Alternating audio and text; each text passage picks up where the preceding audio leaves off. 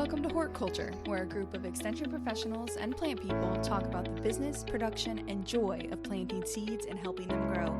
Join us as we explore the culture of horticulture. Hey everybody, hope you all are doing well today. How are the bald boys? How's Ray? How you guys feeling? Chilly. Froggy. Froggy. Chilly, froggy. Brett? I'm doing pretty good. We're in the middle of bonsai replanting season, or repotting season, I should say, and so doing some of that, which is pretty fun. I love doing all that kind of stuff when I get to bump up something. It's all exciting. I'm like, you've made it to the next stage. So it's all exciting out there.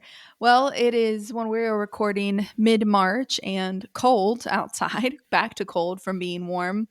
And before we get started, we're talking about frost protection today, which seems very timely, and you can use it later, but it's very timely for us because we're having a lot of cold nights sneaking back up on us right now, which isn't super unusual for our area of Kentucky. But I just want to remind everybody who may have been outside enjoying maybe some warmth lately. I know a lot of places in the country have been having some warm spring days, and if you've been out and seen maybe a disaster in your perennials or in your garden or whatever that is, it is okay.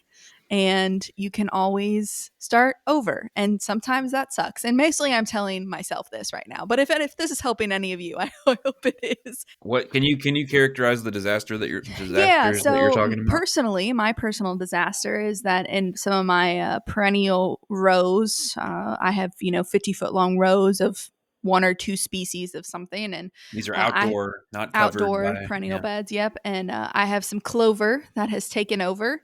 And I now feel more for those people who come into my office sometimes and they go, I swear it wasn't like this. Like I didn't let it get out of control. I just came out one day and it looked like this. And I feel that for them because that's the way it feels for me.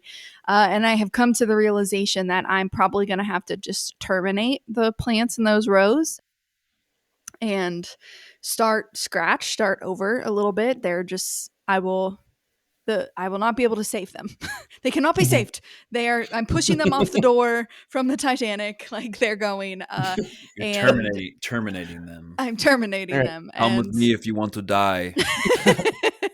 So that was hard. That hurt me. Those are young babies, and I put them in, and they were some of the first plants that went on my farm. But it'll be cheaper for me to buy new plants than to try and save them and weed that row because clover is just unbearable. But anyways, all that to say that if you are having something that maybe didn't work out the way you thought it would or something like that has happened, it's going to be okay. And that's the beauty of Mother Nature is every year she gives us a new start. And so,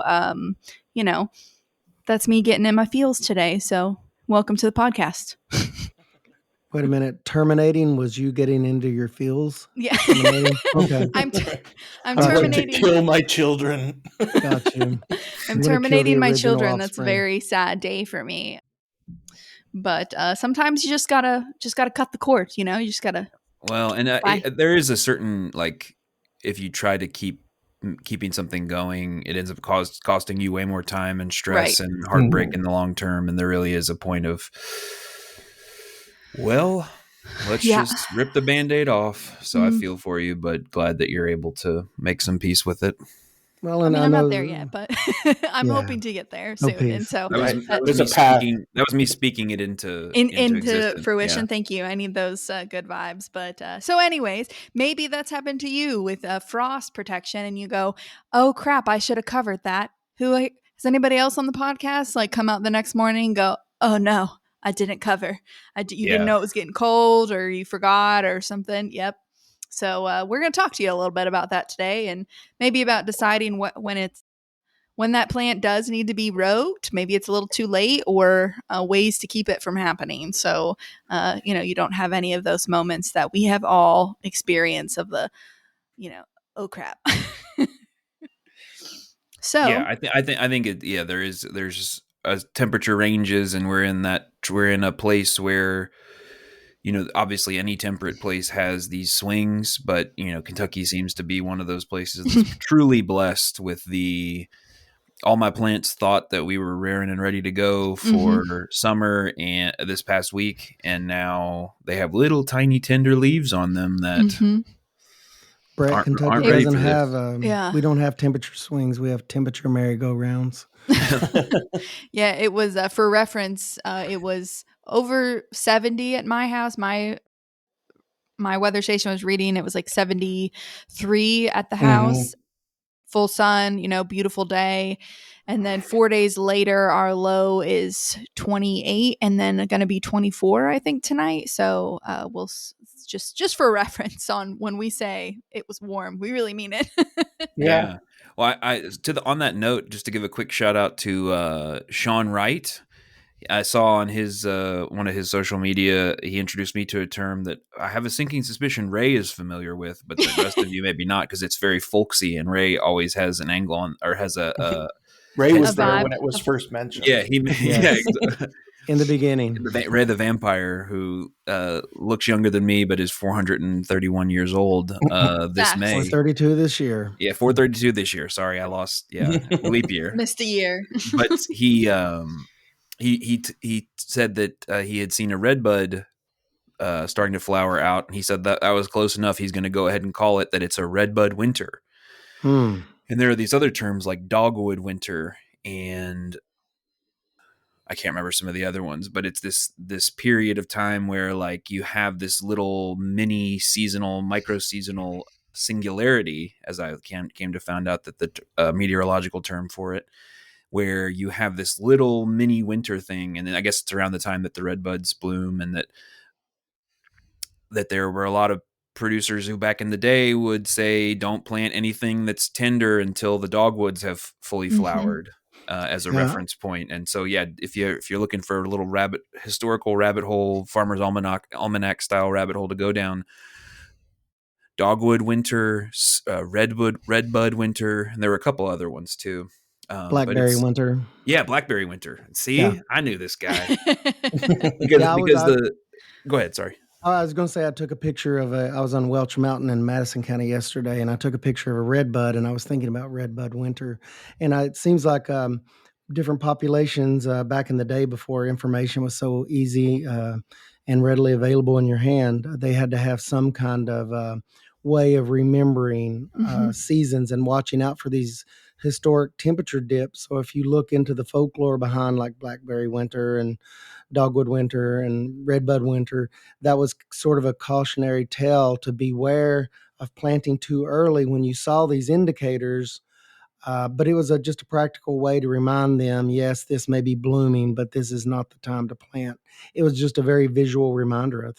So the redbud blooms are sort of a false, or if you're taking that as an indicator, it's actually a warning of sorts. It feels like spring. It is not spring, or I know it may be meteorological spring, but it is not planting season yet. That just tells you to hold your horses, basically. Well, I thought that was interesting too. I mean, it's interesting too, because one of the things we talk about, like related to this frost protection and planting dates and all that kind of stuff, is like the aspects of microclimate, and particularly in places like East Kentucky or in the foothills, where you can have these crazy microclimate differences, and they can even be consistent year to year, or sometimes they're affected more heavily one way or the other. And it was one of those challenges when we were trying to come out with, planting date related stuff for, high tunnels or something like that, where people are like, well, in my area, like I'm on this south facing slope, and for me, all the dates are way earlier than that. It's like, yeah, in an extension, we give you a conservative thing to base it off of, but in your microclimate, things can be interesting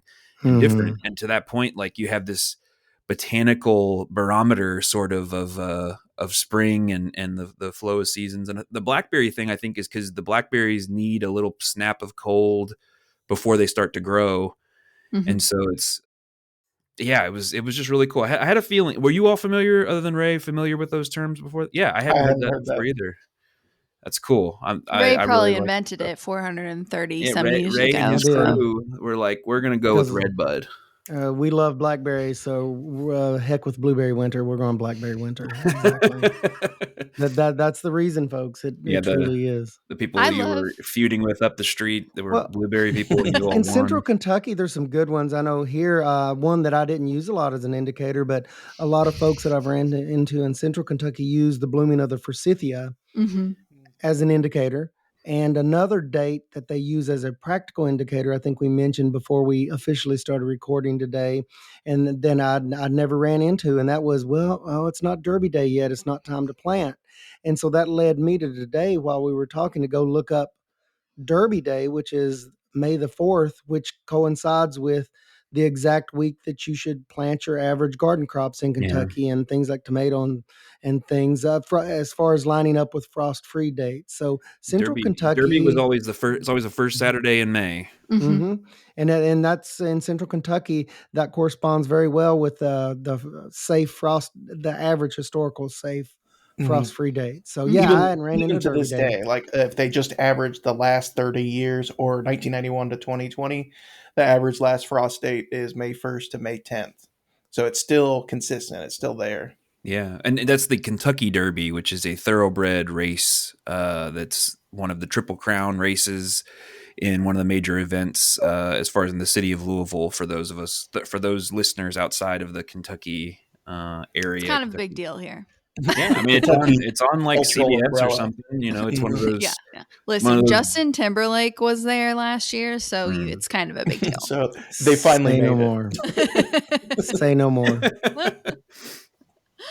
But the part of the dynamic of this time of year is that there are certain things like perennials or other things you may have in that unfortunately can't take a look at the red buds and say, oh, not yet, back in the ground, or back inside the stem. And so there might be some methods we need to do to protect those things. Right. Yeah. Because you have a neighbor that you're in a contest with to have the first tomato, and it's a big deal. You want to be the first, right? Or if you're a commercial producer, there's many different, monetary reasons why you may want that early harvest of tomatoes or whatever. Yeah. So and people, they run the edge there. Alexis and I have a competition of who can have the first peony, and how many years? I don't even remember the record on that. You really did. You really went there. If you're gonna make me pull out my hoops and put plastic over my peonies to have this competition, is that a threat or a promise? I don't want to, but I will. Yeah. Okay. I will build a fully lit greenhouse, and I will have peonies year round. Well, you know what? I have a the city of 300,000 people around her to generate a heat dome. Yes. Harrodsburg, here we come. We're about to blow this baby up. I mean, put a mall right next to your property. Her face says she's serious. Her eyes, the look of fire behind those eyes that I just generated through. I might add, I literally just put them in the ground, and they happen to come up early. But I like to wear it as a marker of skill and other things as my a coral grower. Charm peonies are like a foot tall. Okay, so I don't want to hear it. Mine are only 18 inches, so that I mean. Oh yeah. Oh wait a minute, that's over a foot. No, 18 inches is more than a foot. So I'm man, sorry. Brett. Yeah. What? Brett, I was curious. I know that you have a microclimate there in Fayette County, but just really curious, and it kind of goes along with the topic today. Are you like south, or do you have a southern exposure or western exposure? I know that tends to be the areas that really get about a week's jump. Yep, southwest is the major window to ours. Yeah, it's our backyard. Basically, by about 11 o'clock, we're getting full sun. And then we get full sun all the way till just about sundown. And amazing what a difference that makes. And, we can see it in our home lawns. One of our previous podcasts, we were talking about home lawns, but the back of my yard is, southern, kind of southwestern exposure, but the front is shaded. And the backyard is always 2 weeks ahead of the front just because of temperature and sun exposure. It's actually one of the reasons we got this house is because it's one of the few that we looked at in this neighborhood that had that kind of exposure and that didn't have trees in our backyard, at least on the southern side, nor in the yard to the south of us. And it's one because we were back then, planning on gardening and doing all the other plant stuff, and that was one of the things that I every time we would go with the realtor, I would pull out a compass, and they were like, "What are you from? Are you some sort of cartographer?" It's like, no. I'm taking magnetic readings and seeing if the CIA can read my thoughts in the soil yard. probe, so I'm checking the vibe. It was one of those things in the contract we signed that I had to have a good soil report. Otherwise, I'm not buying it. Like, that was our out. But even with that sun exposure, for in the bonsai world, there's this joke about the Midwest shuffle, which is basically pulling your plants in and out and in and out of doors and inside. And so that's cool because they're in pots. All my trees are in pots, so I'm able to pick them up and move them inside. But if I weren't able to do that, what kind of things do you all think? Like, how do we want to frame this conversation about frost protection? How do we? What are some of the tools? I guess we start with dates. Which one of you guys mentioned dates already? Frost-free dates and where to find those at? There's a really good resource, so good that I wish I could kind of recreate it, but I've been struggling to do that. But just to plug this site, plantmaps.com. Now, that's if you don't know your local botanical indicators and can't say, hey, there's the dogwood blooming. If you're just looking for straight dates, this site has a map called, and we'll put a link in the show notes, the average last frost dates for Kentucky. So it's specifically for spring, and it's based on averages from the 30-year quote unquote normals from the NOAA. So 1991 to 2020, so very recent. And they range kind of all over the place, though most of the state is, as we said, kind of May 1st, May 10th is when it's expected. If you go into like the southwestern part of the state, that's more April 21st to April 30th.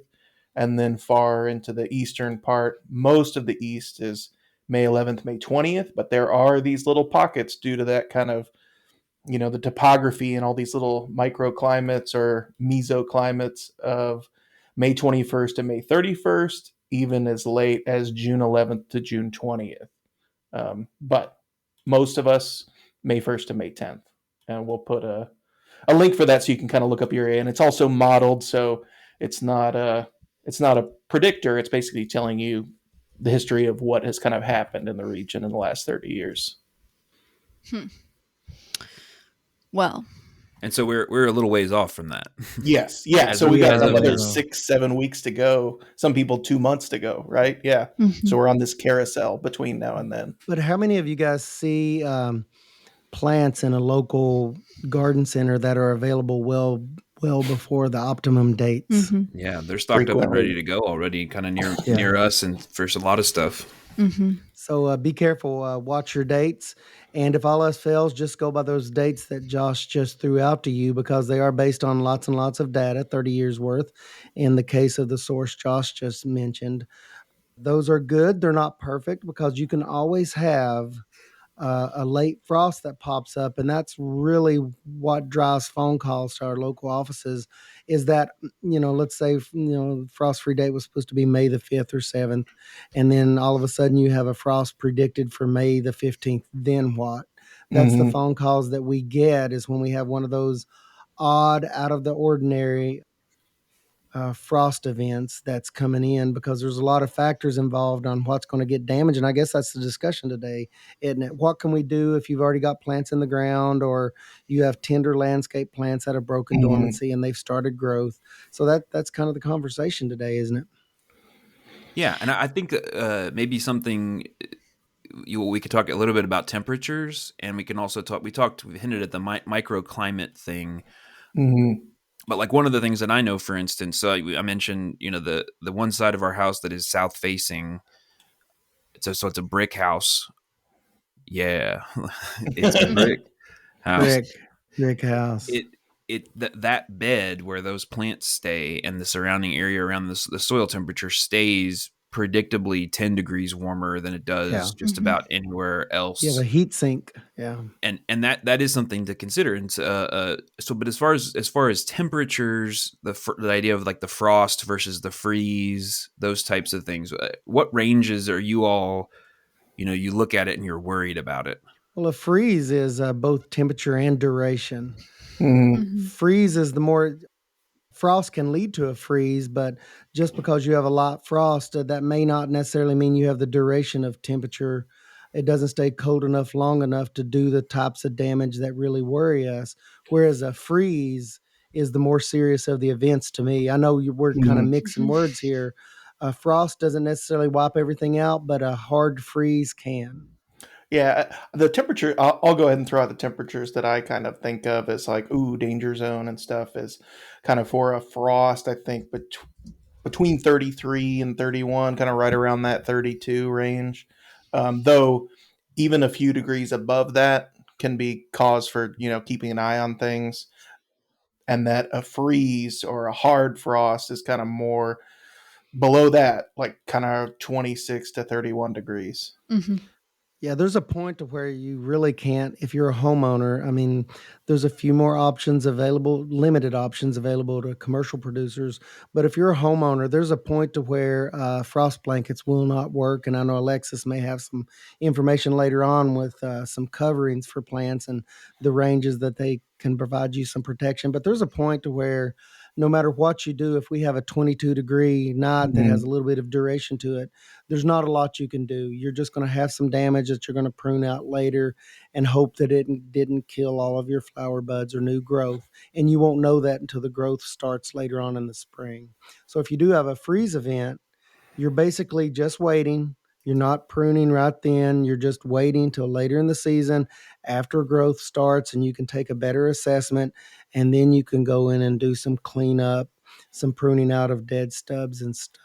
But yeah, there's a point to where you can't do a lot as a homeowner, but there are some options available if you are a homeowner, if you have a tender tomato or landscape plant out there. The worst thing to do is that when you do get maybe some cold damage on something, and you're like, there's no way it's coming back from this, or it looks really weird, and then you cut it out that day or the next day, usually that day, but really it would have come out of it. I always remind myself, like, plants want to live, so like give them a chance to do that. And usually with freeze damage or frost damage, 24 hours, as long as you're kind of going to get back above freezing, you can tell what's going to make it and what's not. But for perennials, that can be really hard because usually they're pretty in a little bit more of a dormant state, and some are just more resilient than others. But I know I've seen snapdragons, I think, snap back from just the ultimate brink of death, and I'm like, how?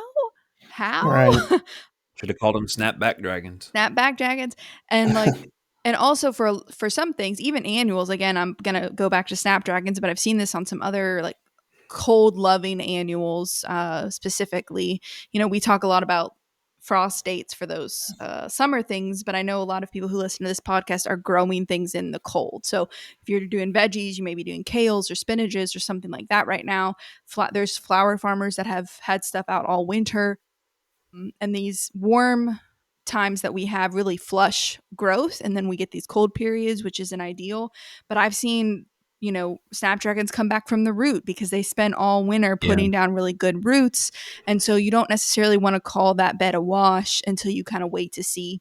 In some cases, it's not worth the extra time it's going to take for them to come back. But a lot of the times they'll come back and flush and still be, a profitable crop. So give those plants some time to recuperate, I think. But yeah, one of the take homes you said from that is that if you get frost damage, I know it doesn't look good, and you want things to look good because then you feel better about them. But like, imagine that you like cut your finger and you were like, oh, that looks really bad, so I'm just going to cut all the area out around that and remove it. Like, you're opening it and creating a bigger wound, and you're not allowing the plant itself to compartmentalize and heal, because a plant, that's one of the cool things about perennials. A lot of perennials, especially woody perennials, is they have this process that they like of compartmentalization, where they will strategically die back to an area, like particularly like a node or something like that, where the plant kind of knows, like, that part is done, but give me a chance, because it's going to take a little while for me to cut off resources to that area to then drop that branch or drop that part of that branch. And so that was the thing I was taking from what you were saying, Alexis, is if you get that frost damage, in addition to just letting the plant see, make sure it may make it, but also don't go out and preemptively think you're helping the plant out by removing that tissue. because you're just giving it a big old cut. If it's like, it was green and now it's black, that's different, right? Cut out that black area because it will hold on to disease, but try not to get into that green too much, right? Because that's where your healthy tissue is compartmentalizing and walling off that dead area. So that's... Well, yeah, and if you give it a little bit of time, it starts to become obvious where it's making that compartmentalization, and then you can kind of conduct your pruning without interfering. Yeah, so in that's, general, there's no harm done to wait and prune after the tree has leafed out or the plant has leafed out. And in fact, waiting a little bit probably is a good idea in that case. Yeah, but, just for a better assessment, if for no other reason.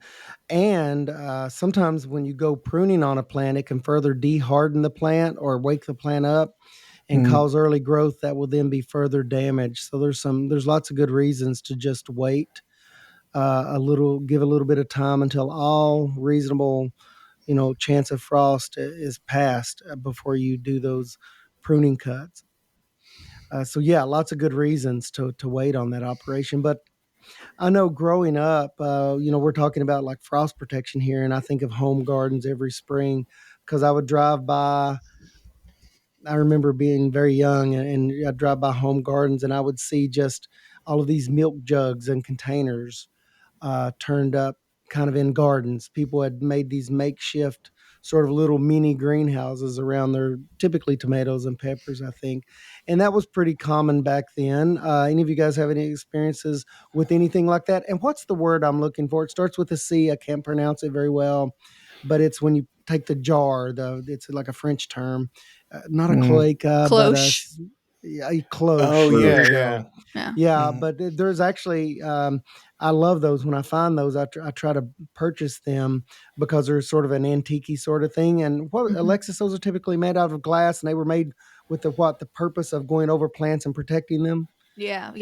I really like those, except for you put them over and the plant fits. But anywhere that plant touches the glass, which is something we should talk about, anywhere that plant touches the glass will burn. We'll have frost. Right. We'll have cold burn, right? Because that glass, what's the word I'm looking for? Like it conducts the cold. Conducts the cold. So that's why a lot of the frost protection you see are going to be blankets because they don't conduct that cold as well. Ideally, you're still lifting. And I think we've talked about this before, but it's been probably a year ago that we talked about this. You still want that fabric not to touch the plants, but if it does, it's not the end of the world. You might get a little bit of burn, but it doesn't conduct the same way as like a plastic or a glass does. Right. So that's why it's like essentially the insulation is the air, and what that blanket is made out of has all those little air pockets. And the most important concept of what you're talking about, Lexus, to me, maybe you could talk a little bit about it, is the way that we connect that fabric to the ground, taking advantage of like the ground as a heat sink, slowly releasing the stored up sunlight from the day before or the week before. Yeah. Just a reminder that 99% of what that blanket is for is to trap heat coming out of the soil. So when you see the people who have thrown their bed sheets over top of their dogwood tree, and it's just like a ghost hanging out there, the edges aren't touching the ground. The edges aren't touching the ground. And again, no judgment. I understand just kind of wanting to just do something just to try. But ultimately, the chances of that being successful is very, very small in protecting. It depends on what the temperature is, but the goal of frost blankets, or even if you were using a sheet, that's fine, is that it's touching the ground and it's trapping the heat that is coming up out of the soil. That's what you want, and to create this kind of air bubble around those plants. So it's really important. And if you're growing crops, be prepared for that. And you ideally, like we said earlier, don't want that blanket touching the plant. In some cases, it can't be helped. Like I covered rows last night, and I've got one row that is just, it's big and happy, and they're bachelor buttons, and they are huge right now. But they can also tolerate like really cold temperatures. So I wasn't too worried about covering them with a blanket and it touching them, because they don't care, and they're very vigorous, so they'll come back if they don't. So, but most of the time you want to try and keep that pocket of air, a big bubble around those plants. I notice a lot of commercial producers, and they're using the term correctly. They talk about floating row covers because they don't have any kind of scaffolding or framework, because they're just too large, and they'll just pull those row covers over strawberries, for instance. That's a good example. And it was very interesting that I have one grower that grows a specific type of cover crop and lets it grow up to a certain height, and the cover crop actually provides the float for the row covers, and it holds it over off of the strawberry, so it works awesome. But when they talk about floating row covers, they literally just kind of pull them across. Yes, ideally, if they had some kind of framework to hold those off a bit more, that would be great. But commercial producers on large scales don't often have that luxury. But for homeowners, yeah, that's a great point. If you can do it, do that. And I have seen what raised beds with kind of PVC kind of ran into PVC, yes, hoops made onto raised beds, and that works very well on raised beds. We're talking about like 8x10 boards on the side, 8x8s, 8x10s. You can put hoops on there and then just kind of drape the cover over to take advantage of that heat retention. So it's pretty cool. If you can do it, do that. So you talked about, go ahead.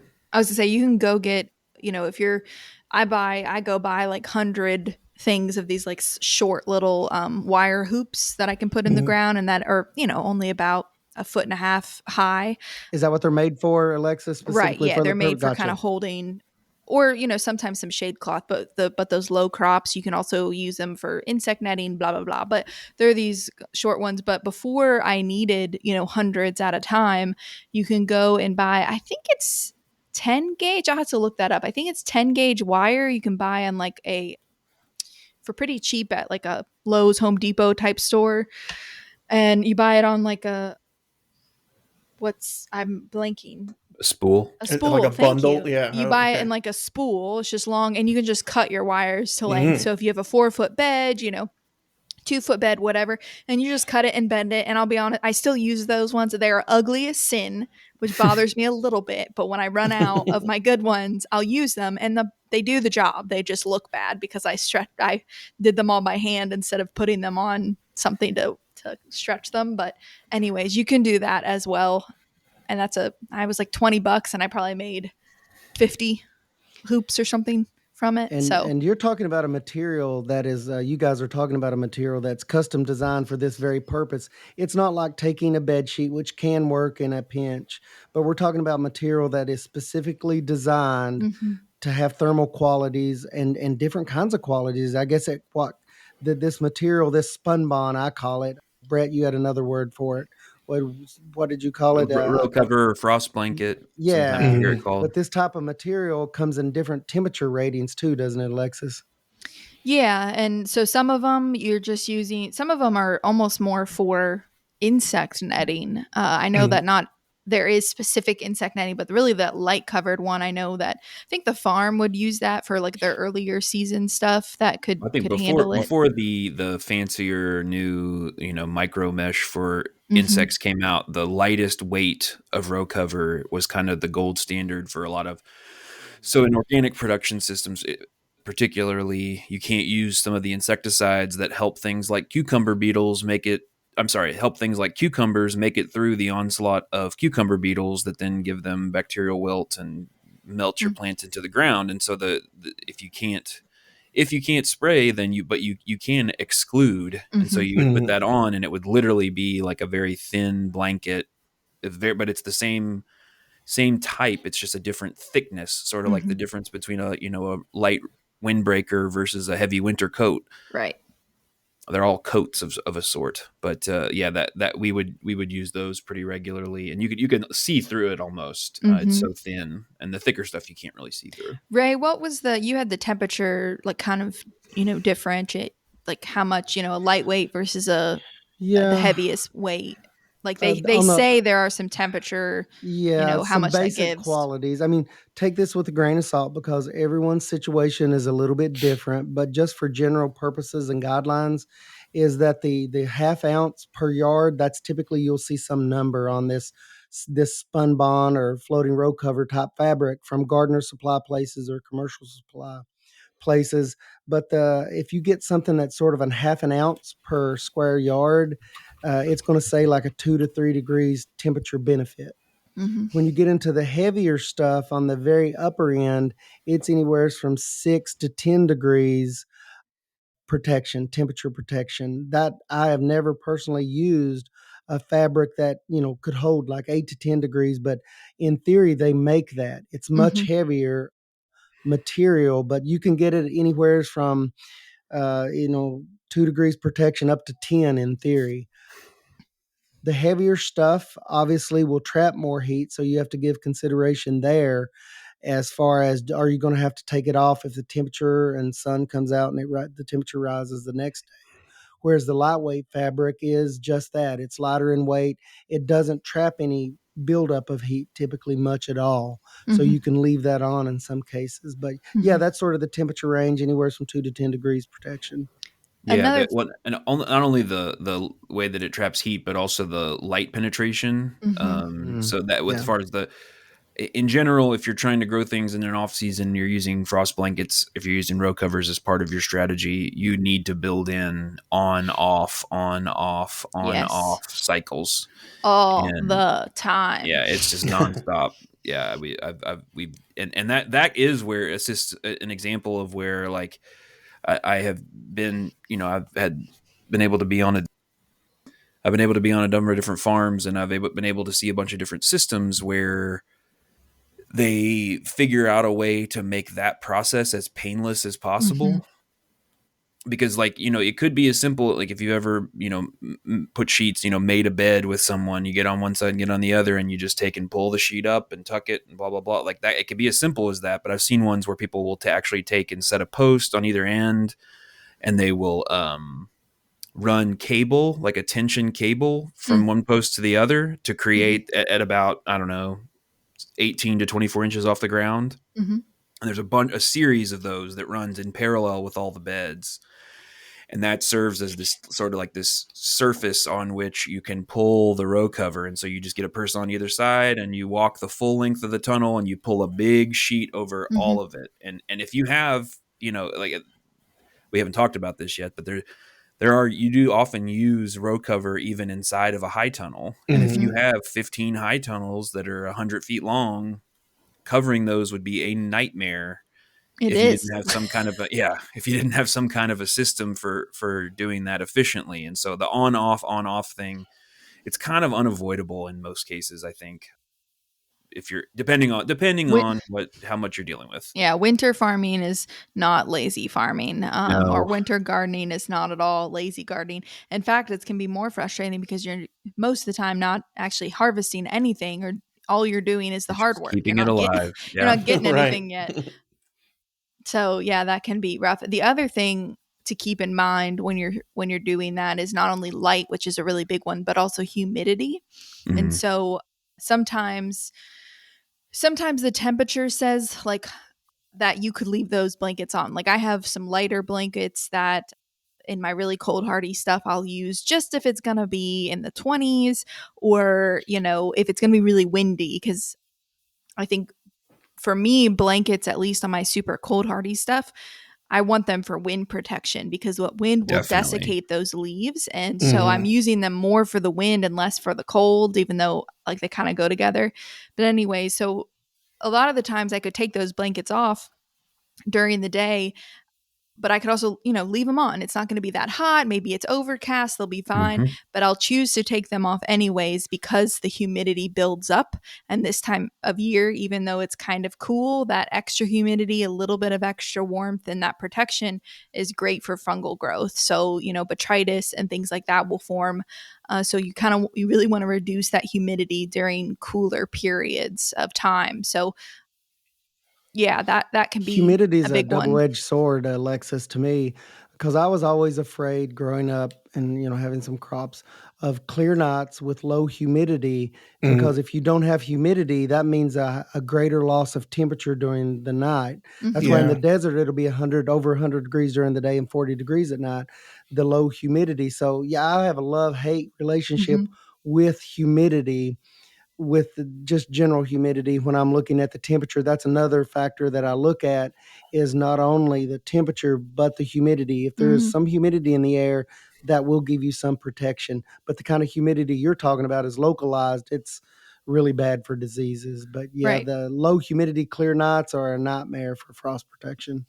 The wind thing you mentioned, I think, is one of the things that is massively misunderstood in Yeah. general within controlled environment agriculture too. And I think it's, I mean, and even in addition to the drying, desiccating effect too, it's like if you've ever been outside when it's really cold and you're able to step behind a windbreak, the Yeah. temperature Mhm. hasn't changed, but suddenly your hands aren't quite as bone chillingly Right. painful. Mhm. And I just think that it, we think about like what frost protection and season extension and all that stuff. It's almost like we think about it as the difference between being outside and being in your house. Right. But it's like these very small incremental differences of a couple of 2 degrees degrees, or a yeah, I couple can. of wind chill factors or whatever that makes this huge, huge difference. Mhm. And yeah, I just thought that was a really, really good point that I think is massively misunderstood. That it's like, no, it's not ambiently any warmer in here inside, even inside this tunnel because the sun hasn't been out. Mhm. But we are not standing in the wind right now, Right. and it is It's much awesome. more pleasant. Yeah. Yeah. Yeah. Yeah, I really think I've noticed that with a lot of my crops, that they will withstand cold temperatures. They may be hardy to zone 3, but we get wind that is very Mhm. different than Brutal. zone 3, I think, and or at least some parts. Delphinium for me is a really good example of that. It's hardy to zone 4, and yet it doesn't want to grow for me over winter for me in zone, well, now we're zone 7, but 6. So why is that? And I think I finally figured out that it's probably wind desiccation, and they just, they'll come up from the root system, but they're just never super great. So that's been a game changer for me, is just protecting them more from the wind, and bonus if I get some heat protection from them. What about plastic as a cover? Plastic is a great cover, but it's extra important it's up off the plants. You will Yeah. get damage because that, like I said, it conducts. So plastic is great, but you do need to vent it. That one, you've got to be really on top of it and make sure that you're venting. If you're doing low tunnels or, even just overnight, you can fry a plant really quick. Yeah, it's hard to tell the difference between freeze damage and fried damage. Mhm. Mhm. If you put on plastic, and it can happen, I don't know, in a very short period of time once the sun comes out. I've had my high tunnel opening, and granted, it collects a lot of thermal mass right when the sun is out, but it will open. I've had it set, and it'll open at like 50 degrees, and in the wintertime, and it'll open, and it'll be 9 degrees outside. Like literally, I've had it just choose to open because I've got mine set on temperature sensors because it collects heat that much faster. So imagining that on a much smaller scale, it heats up even quicker. But Yeah, Yeah. yeah. I think so. Just as far as on the much smaller scale, if you're just at your house or whatever, one of the things that I've done before is, or that we do, and we have some out now that are pulled back off the plants, is to get the inexpensive extra large garbage bags Mm-hmm. and cut them along the side to basically turn them into a big plastic sheet. Mm-hmm. And we use those as row cover for like our bulbs that are coming up that are Yeah. so bright eyed and bushy tailed, excited for spring, and then to keep Jack Frost from crushing them, we put those on. But as to your point, I mean, I'm out at like before I go to work, Mm-hmm. like 8, 9 a.m. As soon as the sun is even remotely thinking about coming up, we're going to be out there to uncover everything. And timing's real Yeah, important. You just now mentioned you did that in the morning. Watch out for early morning, because the way that the soil loses heat, it loses it over time. So that puts the coldest time of the day, Mm-hmm. usually really early Right morning, after before sunrise. before when you're typically talking about, Brett. But yeah, if you look at the lowest dip will be, right around daybreak or before daybreak. That is when the dip occurs, because basically that heat bank in the soil has been all used up. Depleted, yeah. That's the dip. The batteries ran out, and even in commercial applications, I have recommended watering the soil, because that does a couple of things. The main thing that does, if under trickle irrigation, is that moist soil loses that heat slower, but also the conversion. There's a conversion factor there of when water is cooled, it releases heat, and it'll do that at a ground level, and that can make a difference commercially. It's real subtle. Yeah. If you're doing it at that point, that's one of your last line of defenses, is keep plants well watered, or water as you can do that up to 3 days. But after 3 days and that time of year, you can have some drowning effect of plant roots. So, that kind of offsets any of the positive benefits. But kind of keep that in mind. A well-watered plant with moist soil does give off a little bit of heat. It can make a little bit of a difference. That's good to know. I didn't know that. At scale. I mean, you'll hear at scale too about people will. I was just reading an article about blueberry growers that like actually sprinkle. They'll use sprinklers on their plants to get the surface of the leaves and the roots and everything wet, because as that, exactly what you're saying, as it evaporates, it gives, it helps to mediate the effects of the cold, and same way at the root level too. There's a couple of interesting things I learned about that in class. Was the technical term for it is the latent heat of fusion of water. It's basically, we've talked before about how evaporation has a cooling effect, that state change from liquid to gas. The opposite of is true when water goes from liquid to solid. There's a little bit of heat release. And not just that, but there's also the surface of the plant, the nucleation of ice crystals forming. By irrigating, you can disrupt that a little bit. It's basically a very active and intense process, because it requires a lot of water to do this. You have to water from before the frost or freeze starts all the way through the temperatures being warm enough for the ice to melt. So it's something that's happening in really large kind of perennial farms out west. You can find lots of information about it. But it's really fascinating. You can kind of buy yourself a couple of degrees through applying water, which to me would have seemed, it still seems counterintuitive, right? Yeah. Like, you think, why would I water something when it's about to freeze? Am I crazy? But yeah, there's some physics involved, and people have lost and made and saved millions of dollars through that. Citrus, especially. One of the cautionary things I saw in one of those articles is that if it like is very temperature dependent. So if it's just going to be barely freezing, it can actually have the opposite effect. And so you should just tread carefully and do your research on that before you just launch in and start soaking all of your, everything. Definitely. If you have at a small scale, I would stick with the covering things up and taking care of them that way. But, yeah, but it's really cool. If you got millions of dollars of avocados, you've got a consultant for this. Yeah. I know some big dahlia growers who have done it successfully. Just, they needed one more week. They needed a harvest and stuff wasn't quite ready for, like October timeline.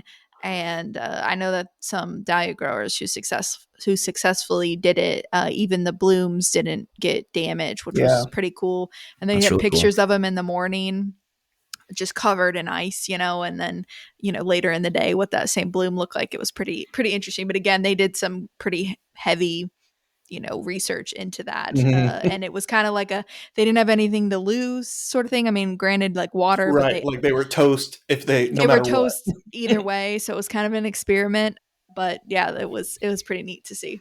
There's actually a certain varieties of wine called ice wines that where the fruit are harvested after they have frozen, so like it's like stays on the vine as long as possible. They harvest it while it's still frozen and then make wine out of it, and it's a very sweet but complex kind of like dessert wine thing. They do a lot of like up in Canada. And so if you ever seen ice wine, it's not just a gimmick. It's actually kind of a cool thing. My parents-in-law are very into wine, and so they brought us some Canadian ice wine before, and it's it's a pretty cool thing, but it's kind of playing with the frost because Yeah. in addition to the starches convert. it's staying on the plant for a really long time. It also, the freezing effect has a way of like really concentrating Yeah. the sugars in a cool and interesting way.